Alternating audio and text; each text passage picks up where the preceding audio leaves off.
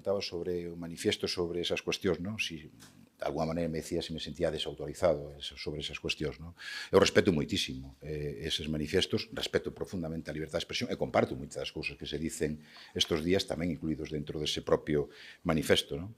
Pero a verdade é que desde que tivemos coñecemento desa denuncia na canle fronte ao acoso do partido por parte de José Tomés e que tivemos coñecemento a través dos medios de comunicación, creo que actuamos con prudencia, pero con rapidez. Primeiro, con prudencia para non poñer o foco, insisto, e isto é moi importante, creo, al menos para nós é moi importante, en non poñer o foco na propia víctima. Pero despois actuamos con rapidez e con toda a contundencia. Bueno, dimitir ten que dimitir o que acosa, non?